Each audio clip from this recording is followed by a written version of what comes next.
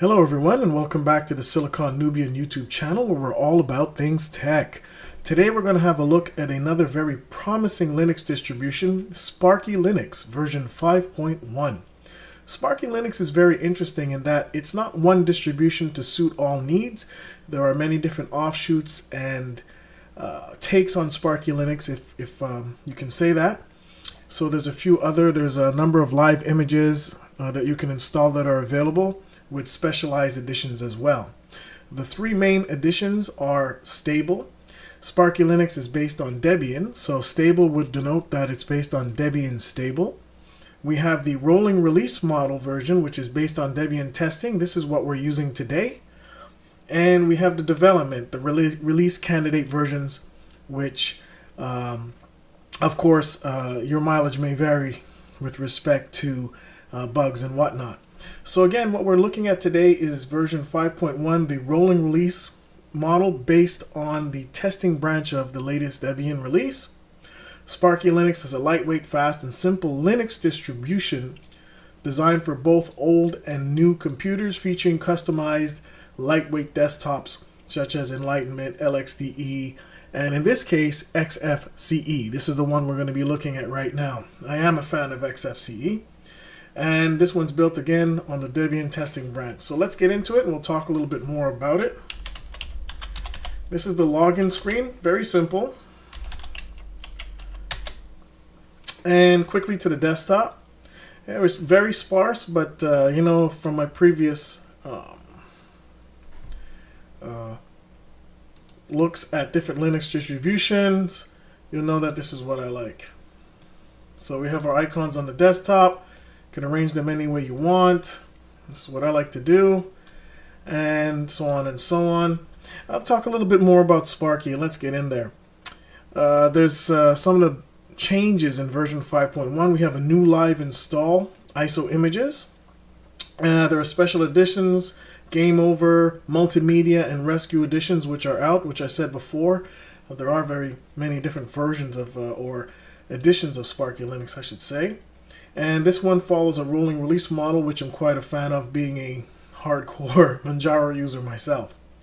Main features are based on Debian Testing. It's a rolling release, lightweight, fast, and simple. A bunch of lightweight desktops available, including LXDE, Enlightenment, JWM, KDE, LXQT, OpenBox, Mate, and this version, which is based on XFCE. There are some ultralight based editions for older machines based on OpenBox or JVM. There's also a special gaming edition, as we've said, Game Over, CLI edition. There's no X for building customized desktop. That's another version. Wireless and mobile network cards are supported as much as they can. Set of selected applications, multimedia codecs and plugins are already installed. And Sparky has its own repository, a large set of additional applications on top of the thousands available in the Debian repositories, of course. And the installation was quite simple. One caveat, even the developers mentioned that Sparky is not really meant for the new Linux user, rather a user with some amount of Linux experience. Beginners are welcome, of course. And the forums seem to be very filled with good information and quite friendly. So let's look around. We have the base desktop. We have the virtual screens here. We have Clipboard Manager, Parse Lite, which I've used before. I am a big fan of Clipboard Managers. We have, of course, the wired connections, VPN connections. What we've seen many different ones. We have audio output volume. We have the audio mixer, which comes up. Looks like a basic mixer from XFCE. Looks good. Very functional. Playback, recording, input devices, and so on. Right-clicking on the bar at the bottom, we get properties. We can go there, separator. You can just, very, very simple. Right-clicking on the desktop brings up a number of useful options: create launcher, create URL, create folder, and whatnot. Open terminal here, which doesn't appear in all distributions, but I find it very useful. Arrange desktop icons. Then we have desktop settings, and we can choose and backgrounds. And as you can see, it's in real time, which I really like. Very quick. And we could go to menus with our menu options, such as included applications menu. We could choose what icons appear on the desktop over here. Removable devices, all are selected by default. Icon sizes and whatnot.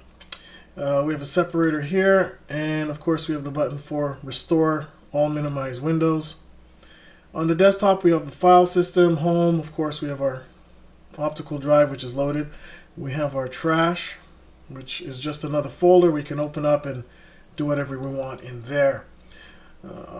Bottom right side we have the calendar. Right clicking, we go on the date, and time, properties. We can set our properties here. Let's go to the menu. Now, I noticed that there's one menu. In some Linux distributions, they've included the launcher over here, and Sparky is no different. We see we have a list of applications, so we can go here to launch applications. Let's just see what version of XFCE we are running. In this version, version 5.1, and I did run an update. Sparky is very good about that, in that when you first start up the system, it will ask you, do you want to run a distribution upgrade to the latest version? It's quite painless. A number of CLI windows pop up, a lot of updates are downloaded, and boom, you're good to go. So I like that. Here we can see that we're running XFCE desktop environment version 4.12, 4.12. So, pretty good. Let's go down to our menu. We have our user. We can search for applications. We have our settings, which we'll get to soon. We can lock the screen, switch users. Of course, there's also the shutdown and log out. We can go into, we have web browsers right here, the default web browser, which is Mozilla Firefox, which I've noticed quite a few Linux distributions from Solus and others, Linux Lite, are defaulting to Firefox as its default web browser.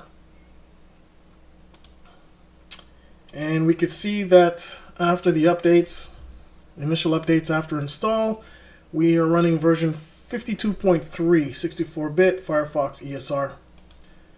So pretty up to date.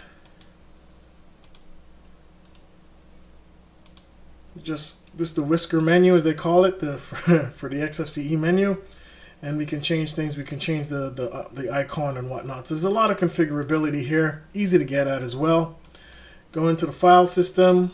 Of course, we can look at the file manager, and Thunar 1.6.12, very capable, and seems to be a popular choice for quote-unquote smaller or lighter Linux distributions. In our home folder, we have pre-configured folders for documents, downloads, music, pictures, public, templates, and videos. And desktop, I usually like to add also a temp folder in here, but that's just me. So everything's done for you. Let's look at what applications are installed by default. We check the file manager, check the web browser. We have Pigeon Internet Messenger, which supports a lot of different IM protocols. Hex Chat, VLC Media Player. You're covered there. Synaptic Package Manager. That is the, being Debian based, it makes sense. This is the way that packages are installed and uninstalled and searched. So we have that there. Not the most user-friendly environment, but for someone with moderate Linux knowledge, it's actually very powerful. Terminal emulator, of course. And we can see that after post-install updates, we are running Linux kernel version 4.12.0-2 AMD 64, SMP Debian 4.12.13-1. So running a fairly up-to-date kernel, so most of your hardware should be recognized without an issue on fairly modern machines. Here's the system upgrade tool that I mentioned that actually starts as soon as you get into Sparky Linux. And it will go out and basically do a refresh of all the repositories and come back and tell you if there's updates. And as it says, we've done that already, so it says your system is up to date, exiting now. Very nice tool to run updates, so you don't have to drop to the CLI to do anything for that. So let's look at, let's mix it up a bit, we're going to look at the settings panel. I'm going to this first because those who are familiar with XFCE or Linux in general, this panel is fairly generic.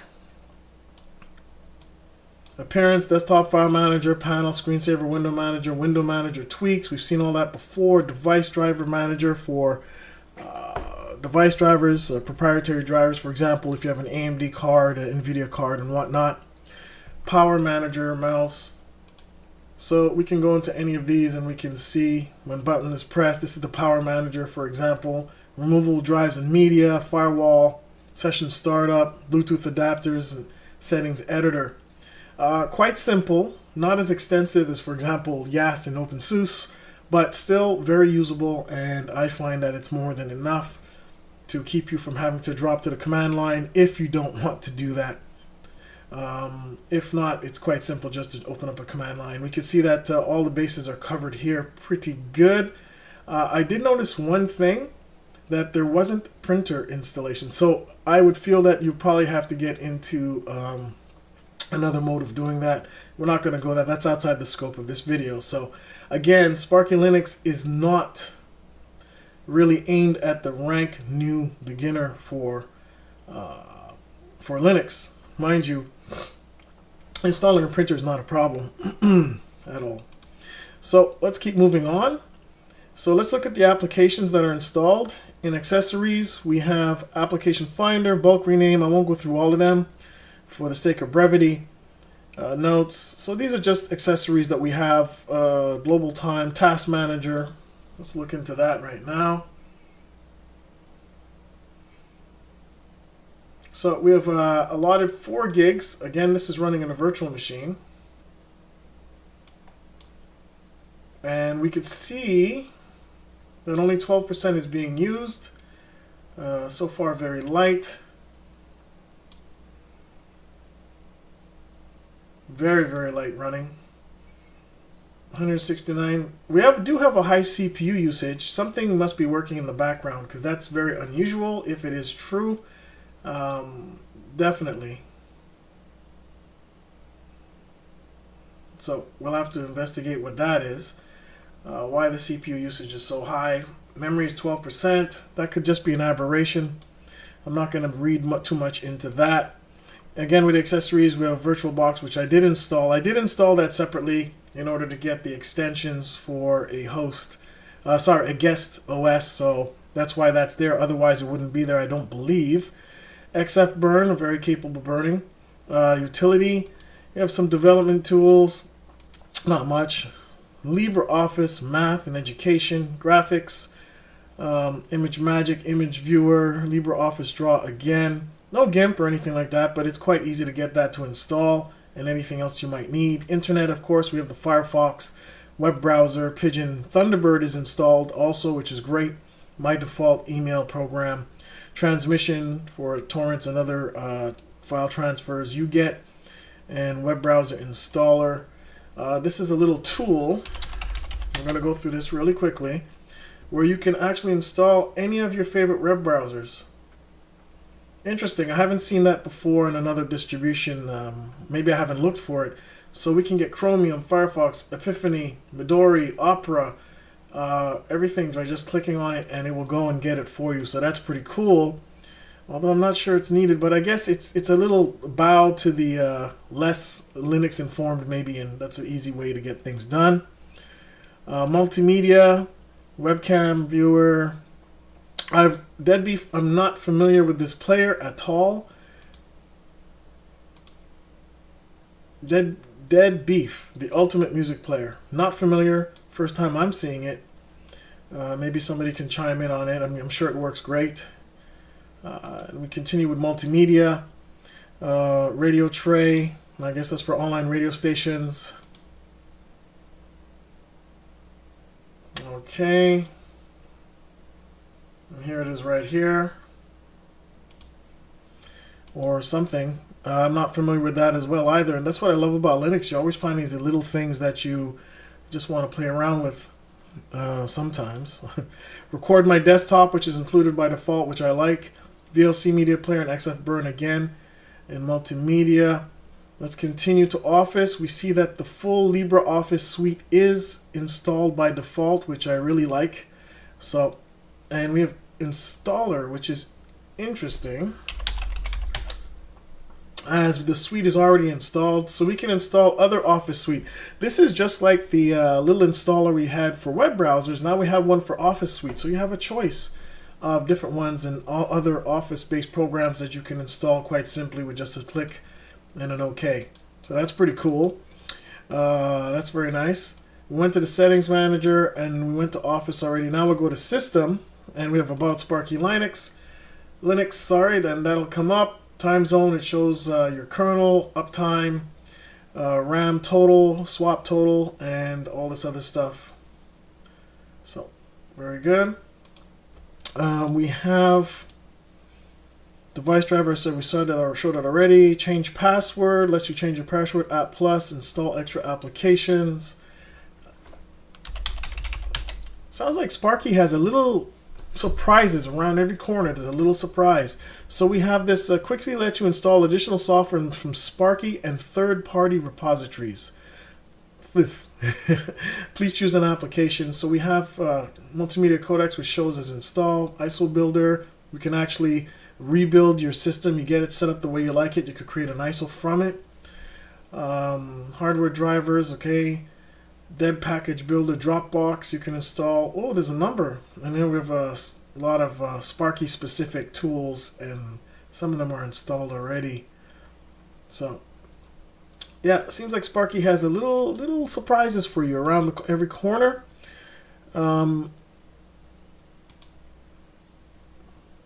This is another one, Aptus. And safely upgrade the system, refresh package list. So that's just a front end, a simplified front end to apt.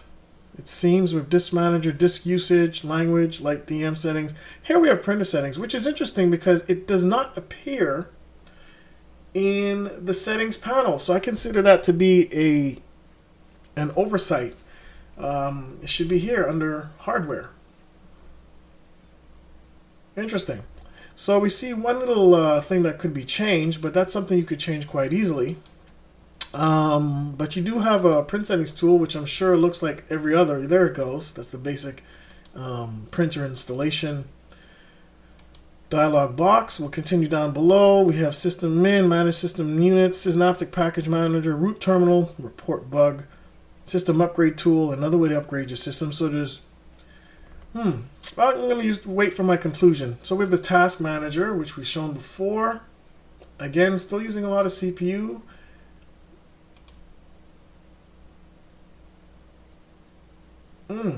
Okay. Some libraries, audio library and another library, seem to be using up a lot of time. System time. Manage users and groups, file manager, time and date. UX term, VirtualBox, again, which I told you that I had already installed this. XFCE, terminal, and Xterm.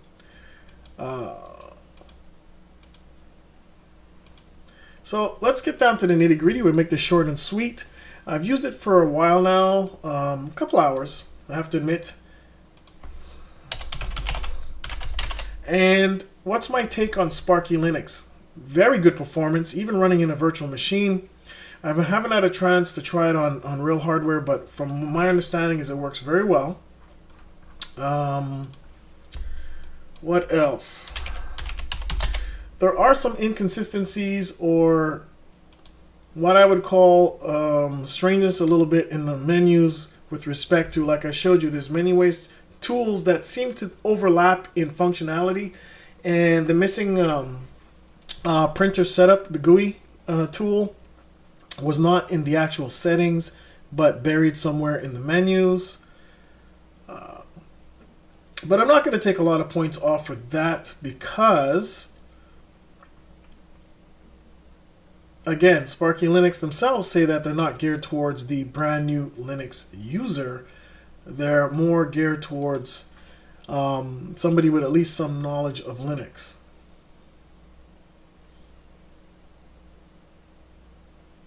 So I'm not going to really fault them for that.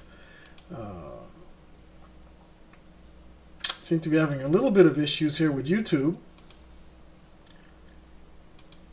That's another thing. But again, running in virtual, you always have to be a little bit flexible with respect to what you see. All in all, I think Sparky Linux is a great choice for somebody who wants to just examine it and take a look. I think it's definitely worth it. The out-of-box experience was superior with Solus and Linux Lite. I would put Sparky in third place, but that's not a bad showing at all.